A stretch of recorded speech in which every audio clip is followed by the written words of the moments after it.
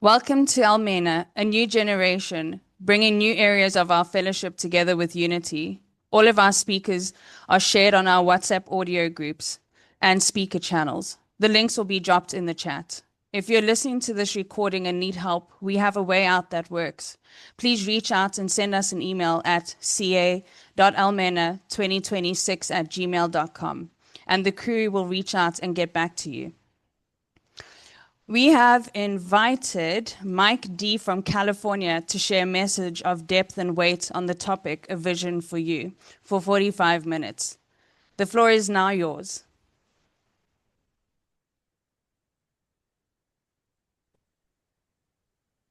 Good morning. Good morning here. Good morning, afternoon. Good morning, afternoon. Here we go. Good afternoon, wherever you might be, or good evening, wherever you might be. I'm a recovered heroin addict. My name is Mike D. And it's such an honor. It's such an honor. It's a testimony to what's happened with my life.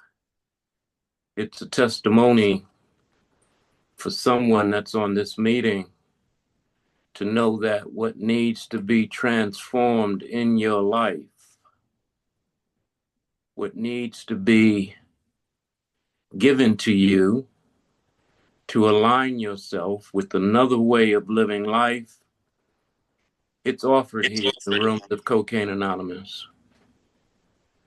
See a bunch of my friends on here.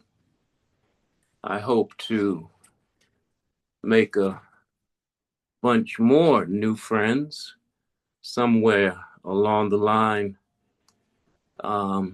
Before this meeting is over, I'll put my phone number and my email. So if anyone wishes to reach out to me, you are more than welcome to give a hello, to have a chat, to solicit help. I am a servant. My life has evolved into a place of being of service to the people about me and to God. It's quite interesting because Sunday mornings, I'm aligned with another fellowship that does exactly what we do in the nucleus of the rooms of Cocaine Anonymous. I'm a pastor of a church. When I was asked to do this, there was no second thoughts about aligning service the way it needed to be aligned so that I could come hang out with my people. The group of people that as a result of you introduced me to a way of life, a process of recovery that has altered my life and brought me back to center. So when I'm asked to show up, I show up. When I'm asked, will you help me? Will you sponsor me? Will you work with me? I show up. I don't turn anyone away. The reality of that statement is that the majority of you turn yourselves away because you're not willing to go to the lengths that's necessary in order to recover. I say I'm a recovered heroin addict because I've been relieved of a hopeless state of mind and body. There's that other piece that has kept me here 38 years, 39 years and a month and a couple of days. March 9th, 1987, March 9th, 2026. I'll be 39 years clean, physically removed from heroin as a nemesis in my life, taking control. So you probably want to look for when you see what's happening here and you get privy to what we do, what are you doing here? What do we do? What are you doing here? What we can do is direct you to the fact that if you are in the category, and even if you're not, Big Book tells us there's three of you that hang out with us: the moderate drinker, moderate user, hard drinker, hard alcoholic, then this real guy. And to be quite honest, there's a solution for each one of you here in the rooms of Cocaine Anonymous. But for that real guy, that guy, no matter what, he cannot stay stopped. We have a vision for you. Page 151 in your big books, our textbook, chapter 11 says a vision for you. For most normal folk, drinking or using means conviviality, companionship, and colorful imagination. It means release from care, boredom, and worry. It is joyous intimacy with friends and a feeling that life is good. But not so with us in those last days of heavy drinking and adding periods throughout your recovery or your hanging out with us in the rooms of Cocaine Anonymous. The old pleasures are gone. They were but memories. Never could we recapture the great moments of the past. There was an insistent yearning to enjoy life as we once did, and a heartbreaking obsession that some new miracle of control would enable us to do it. There was always one more attempt and one more failure. The less people tolerated us, the more we withdrew from society, from life itself. As we became subjects of King Alcohol or King Heroin or King Cocaine or King Methamphetamine, shivering denizens of this mad realm, the chilling vapor that is loneliness settled down. It thickened, ever becoming blacker. Some of us sought out sordid places, hoping to find understanding, companionship, and approval. Momentarily we did.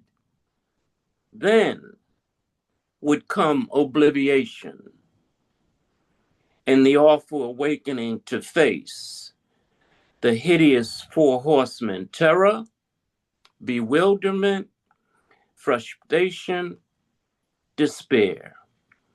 Unhappy drinkers or unhappy users who read this page will understand. Sober or using.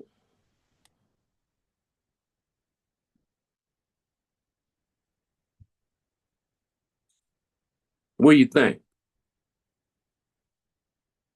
What do you think? Is there still an avenue open to you for the vision that's been given us to face life on a daily basis with a solution that works for anything?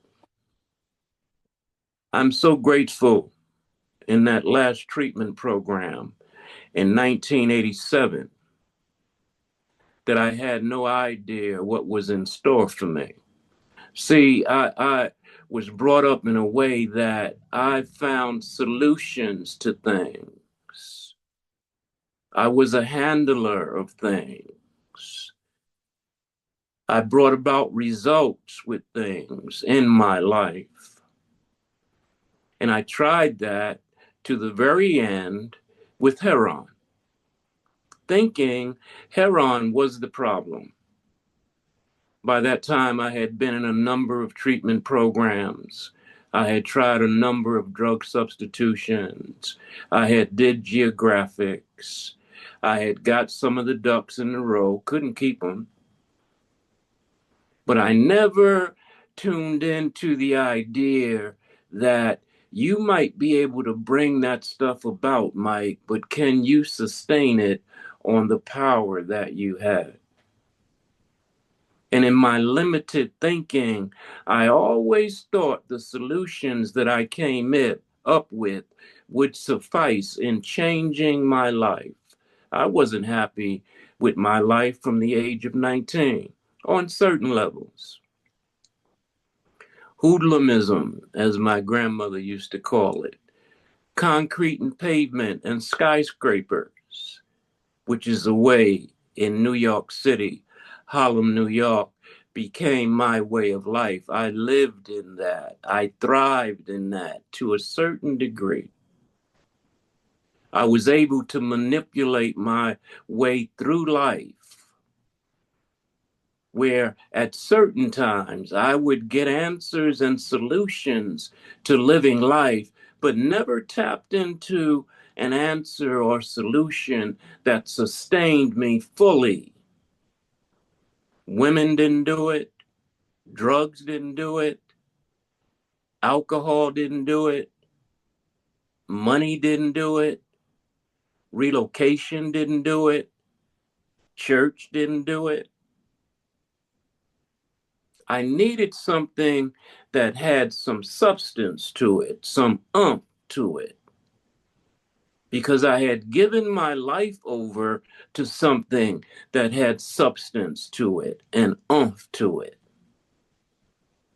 I will never forget that New Year's Eve night, snowflakes falling from the sky on the streets of Harlem, New York, wherein that solution that became the solution up until 1987 presented itself. I will never forget how Heron entered my life on that Christmas Eve night and created a magical change from the inside out.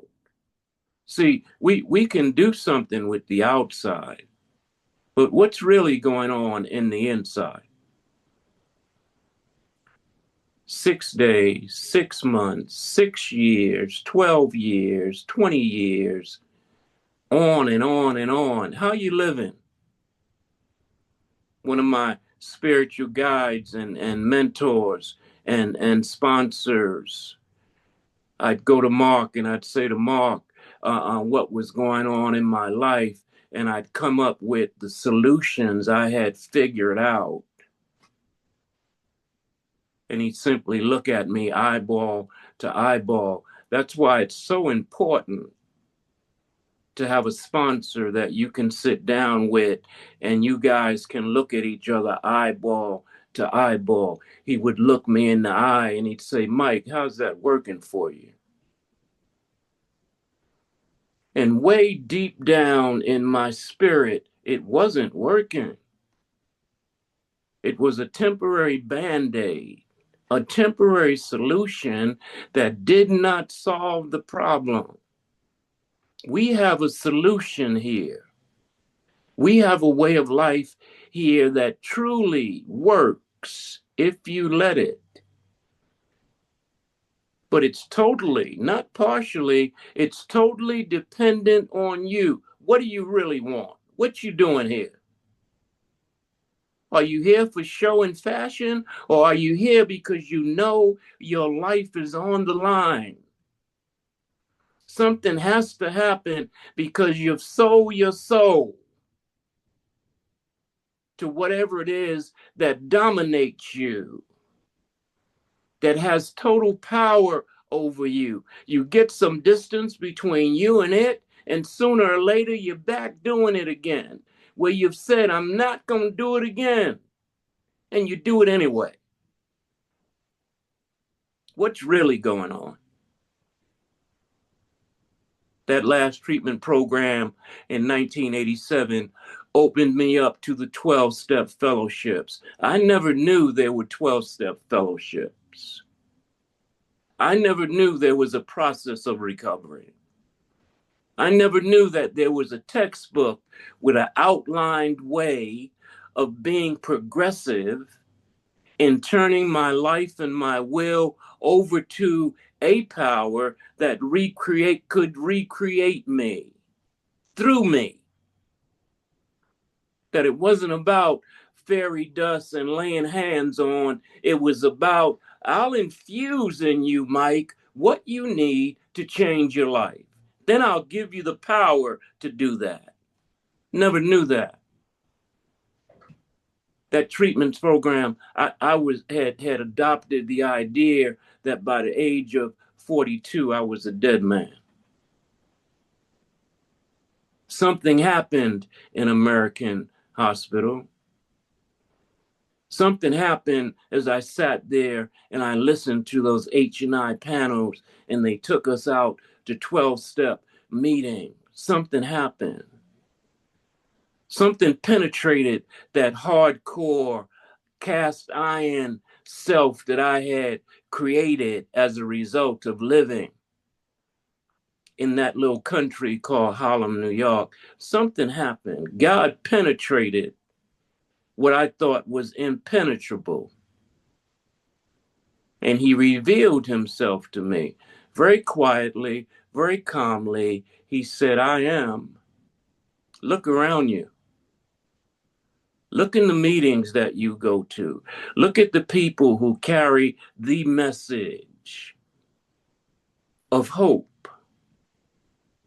Look at the people that you've known that they've adopted a way of life and they're brought into the vision that I've given not only to you, Mike, but to the world.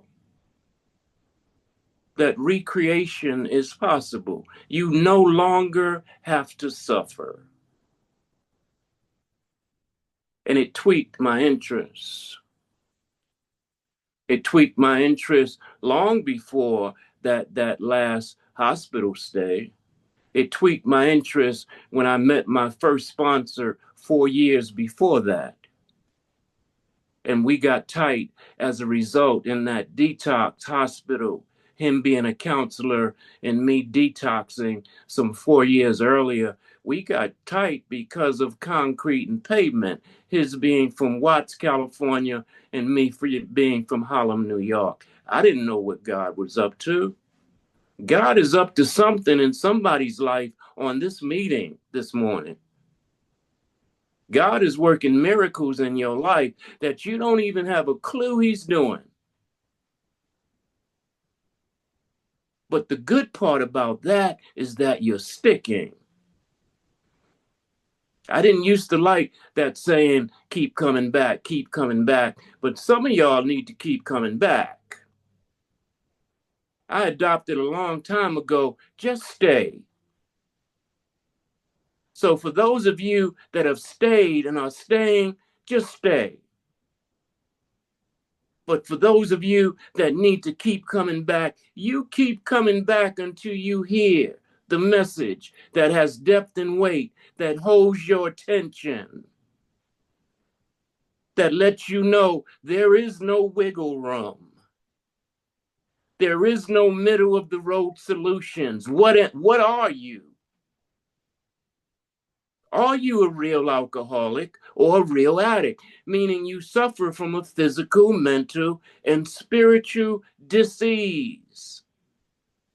Dis-ease in your body, in your mind, and in your spirit. You're suffering. Something's got to happen or you're going to be taken out. And oftentimes, it's not even by your nemesis, the drug that chooses you. It's by your thinking. That freed me. Page 23 freed me. It cut loose the idea that heroin was my problem, that relationships with people were my problem, that misery and depression was my problem. Page 18, first paragraph, page 52, middle paragraph. And on this page that I just read, the hideous four horsemen were my problem. It snatched it away and said, Mike, that's not the problem, man. The problem is your thinking. Long time ago, before you picked up anything, you became rewired. Because when I was born, I was wired into God. I was pure. I was innocent. I'm in the process of writing my autobiography, and I'm getting the blessing to look back in my life and see my life where I became altered and rewired to live in this world and live in this society that perpetuates self as the power, self as having the answers, self that is capable. And it's blowing me away. I re-edit what's already been edited, and the tears start to flow because I begin to see the grace of God and where he's brought me from to this very precise moment. And I get grateful because he didn't have to do it. This is my story. I don't know where you're at in this recovery process, in being a member of Cocaine Anonymous, of having a sponsor or not having a sponsor, of being in the work or not being in the work. I don't know where you're at. But if you're here, something's wrong. In this meeting, this Sunday morning, this Sunday evening, you sitting in a meeting of Cocaine Anonymous makes a statement. Something's wrong. Even if you've been around for a while, something's wrong. Do you know? Do you have a knowingness about what your problem is? As a result of sitting in that treatment program for 14 months and being kicked out because of what centers in my mind, I began to do what they suggested for me today to do. What they suggested for me to do. Go to meetings, read the book, get a sponsor, work the steps. Back then, it was a suggestion. Today, it's a direction. People that I work with and people that I sponsor, I don't suggest nothing to them. I give them directions. This is what I did. This is what I'm giving to you. Do it if you want. If you don't want to do it, don't do it. That's the way Joe handed it down to me. Plus, on page 29, it tells me there are clear-cut directions. I am not a suggestion guy. I don't suggest nothing to Mo. I don't tell Monica, well, maybe if you do. No. I'm guided and directed by the Spirit of God. I'm clear on that. Something's happened in these 38 years that I've been with you guys that is outside the realm of being with you guys. In the rooms of Cocaine Anonymous, there's another dimension. It's called Spirit World. It's talked about all through our book. Then it makes a proclamation in the 10th step. We've entered the world of the Spirit. What does that mean? That means as a result of 1 through 9, you've been catapulted, hopefully, because some of y'all be faking the funk. You move through the steps, you really don't complete them. You put half of the energies into your recovery process that you put into your drinking and your using. You put all of you into your drinking and using. But then when it comes to doing what needs to be done here, in order to recovery, you half measure it. You need to jump in with both feet. What do you want? Were you a poopy in the street? If you weren't a poopy in the street, why are you a poopy here? Why does your inward reality not meet your outside appearance? You look one way on the outside, but in the inside, you're somebody completely different. My inward reality must be first and primary. And then, as a result of that, you walk what you talk. You don't just present an image, you are that image.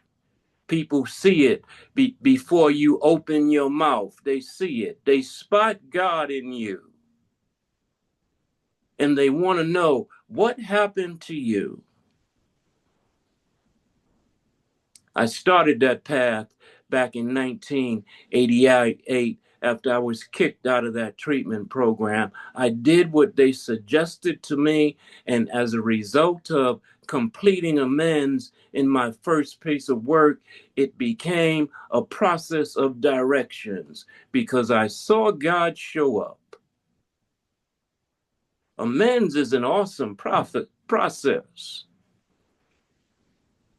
But in order for you to get to amends, you have to get through the first 8 steps. 9th step is the ultimate surrender. God shows off. One of my sayings is he likes to dance between raindrops, just to show you how bad he is. And not bad in the sense of the word bad. Growing up in that little country called Harlem, New York, bad meant you was somebody. You was a big deal. You had heart, you could fight, you could defend yourself, you had a gift of gab. He showed me just how bad he was in my first set of amends. My first set of amends and the work that we do in the nucleus of the rooms of recovery hooked me the same way Heron did. My life has not been the same since. I showed my nephew, he's not in the program. I showed him the flyer that was sent over to me to speak at this monumental moment in Cocaine Anonymous, where yet another part of the world we have entered into. And he said, my God, Uncle Mike. He said, now they got you in Africa. They got you in the Middle East. He looked at me and he said, Uncle Mike, what is it that God can't do? And I'm here to offer that to somebody this morning. What is it that God can't do? There's nothing that God can't do. Wake up. If you're asleep, wake up. See the miracle in your life that you woke up physically this morning, that gives you an opportunity to wake up spiritually and mentally. Wake up. You've been kept alive for a reason, with purpose. Phenomenal. Phenomenal what we have to offer here. And what we offer is a vision for you. Are you in need of a new vision for your life? God allows that. Somebody wants spiritual expansion. Somebody wants a wife. Somebody wants a husband. Somebody wants to be financially secure. Somebody wants to have kids. Somebody wants to be the mother or father that they should have been a long time ago. That's what a vision for you offers. It offers the freedom that when page 18, first paragraph, page 52, middle paragraph, and page 151, those hideous four horsemen, when they show up, you know exactly what to do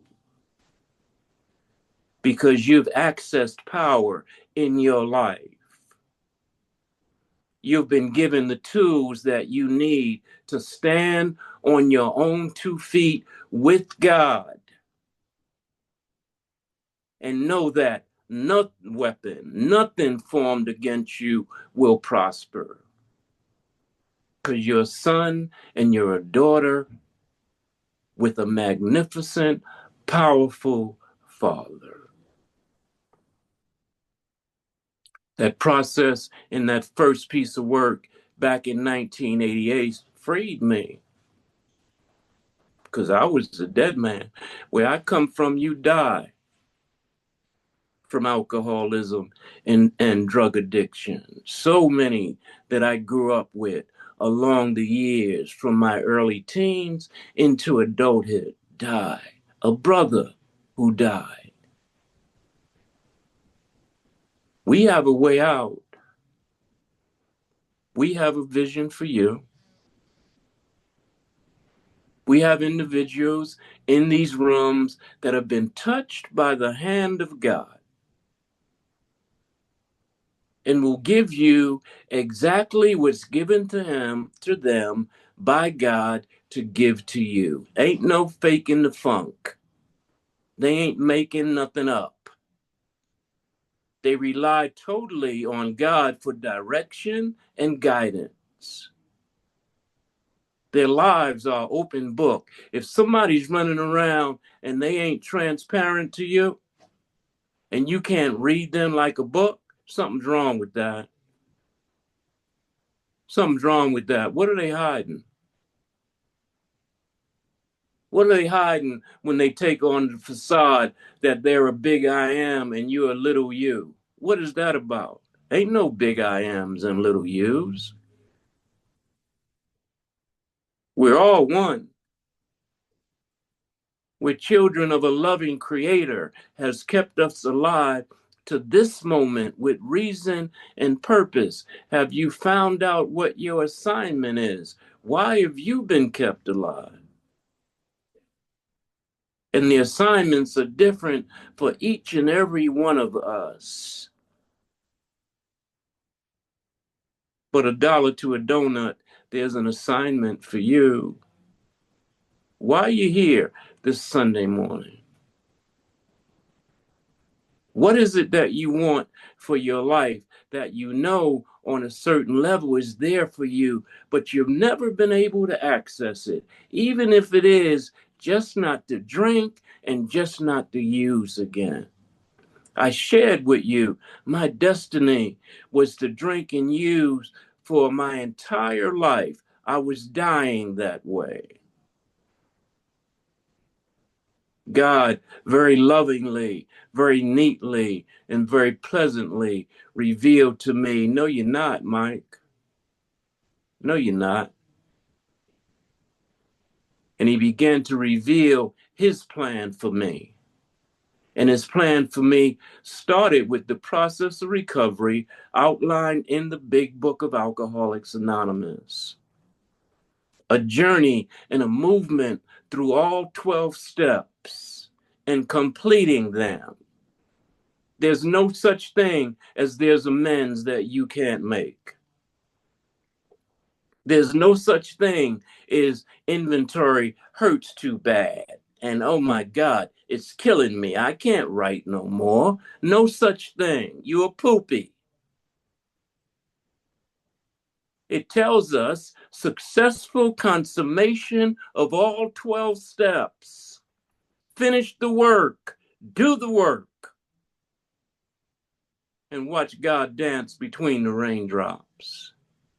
But not only do the work, let the work do you. Meaning, when you run up against your agnosticism, when you run up against your fear and doubt as to whether God is there or not, keep marching. Keep moving forward in what we do and turning our life and our will over to the care of God. It's a process. It's a process that will relieve you of the bondage of self. That's what you asked him to do in step 3. When you made a decision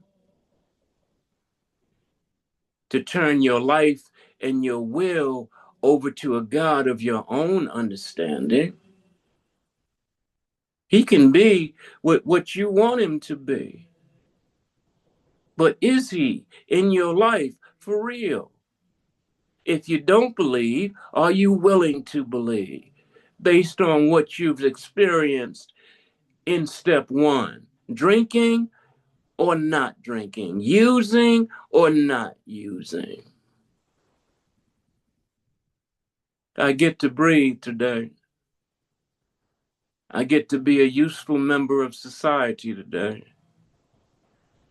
I get people to say to me, I love you, man. And it's not the kind of love that at one time in my life, like many of you, took the wrong way. It's a love that's not looking for anything, just looking for the connection that we so think we need as human beings, which we do. A love that comes from the inside out. A vision for you. They're going to tell you through that process that this book is meant to be suggestive only. That's for poopies.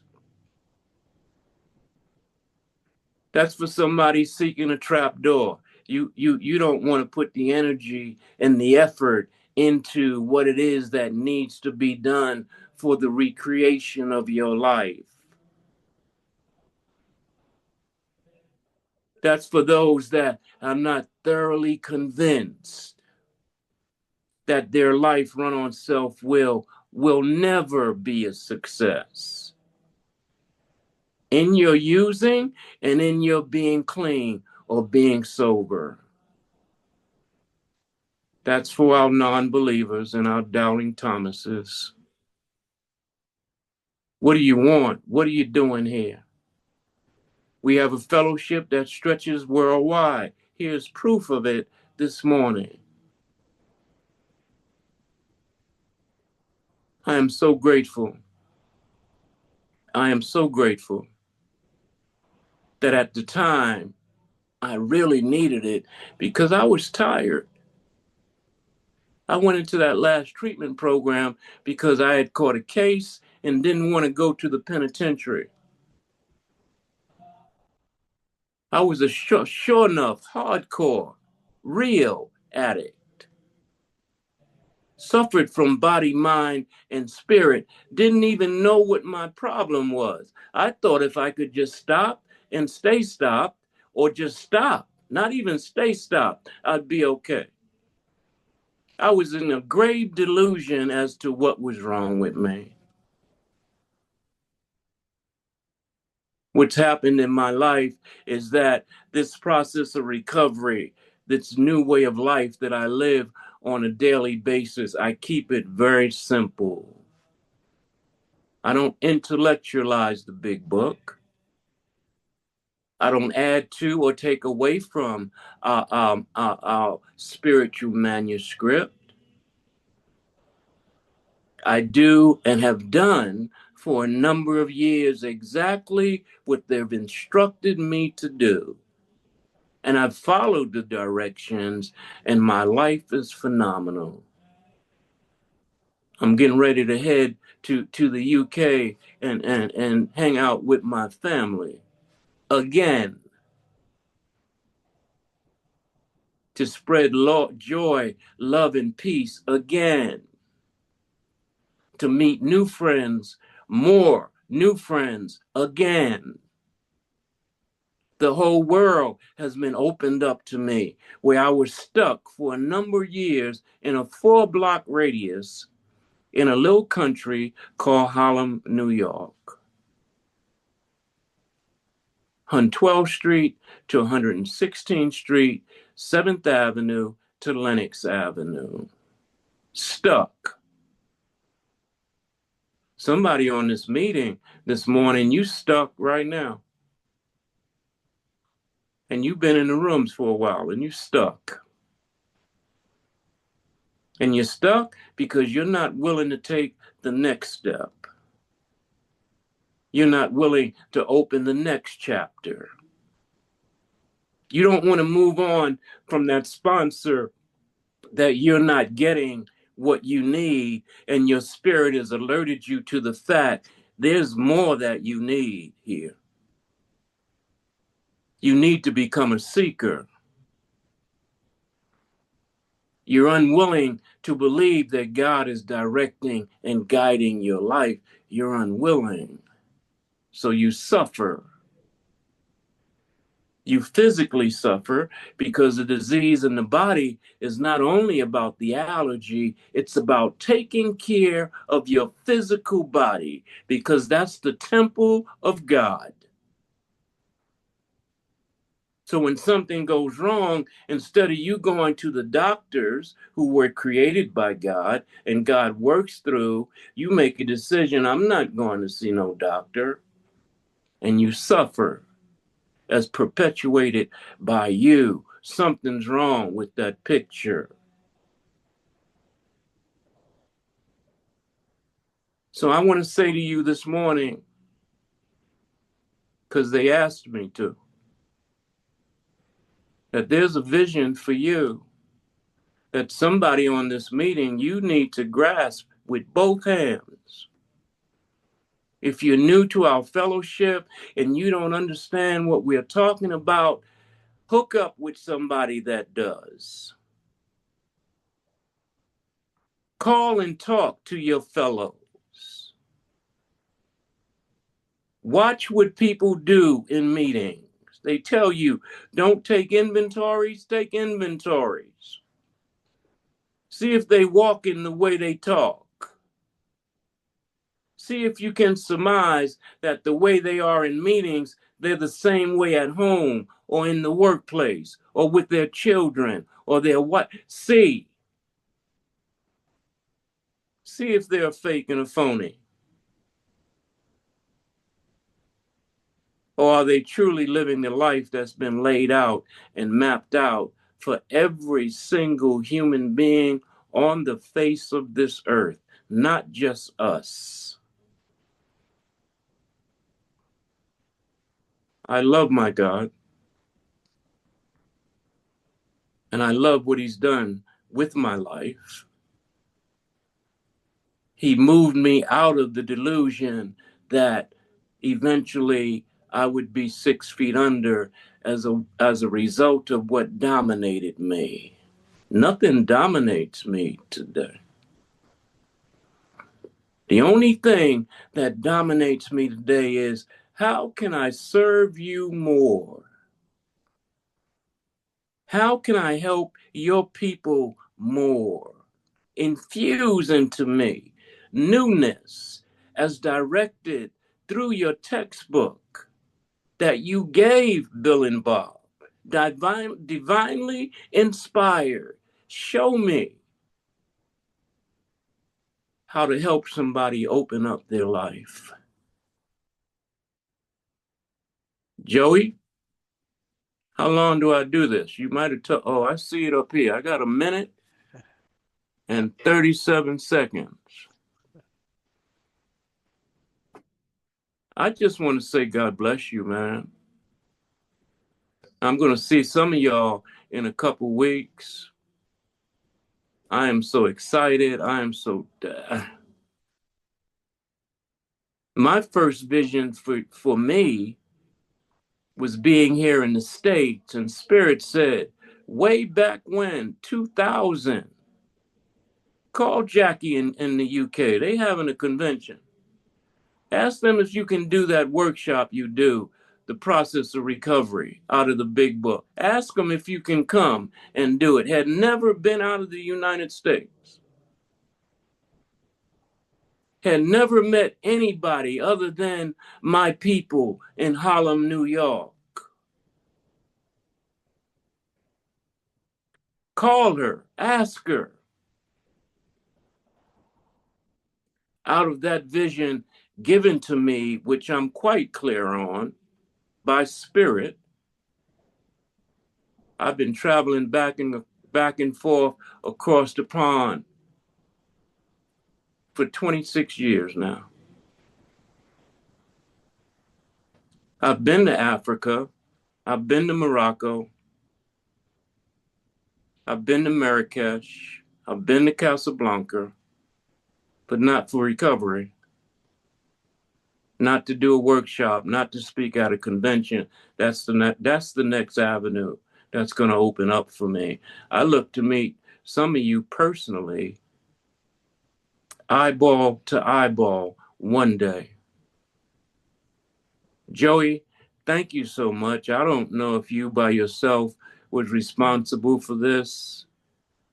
Whoever was tagged up, lined up with you to do this. Thank you guys so much. This was quite an honor. You you you don't you don't know. Or maybe you do know. Because what's happened in my life has happened in your life. God took this dauphin, this junkie, this heroin addict, and whispered in his ear, no, that might have been the avenue you took, but that's not who you are, Michael Eugene Dolphin. You're my child. I've had a plan for you from the beginning of your existence in your mother's womb. You just hold my hand and walk with me. Watch what I do for your life, young man. I am ecstatic. I am ecstatic. My purpose in life is to help others. My purpose in life is to pass this message on, and that's all. If it requires me sharing my experience, my personal experience with my life and helping you, I'll do that. But as a sponsor and a spiritual guy, my purpose is to give you what's been given to me as a result of the big book of Alcoholics Anonymous and the other spiritual books that I read on a daily basis. God bless you. God keep you. I look to the future, holding hands, eyeball to eyeball, with a number of you. Why? Because I don't know you, but I love you. Because you're my people. You helped in saving my life. And for that, I am so grateful. God bless this morning. God bless you.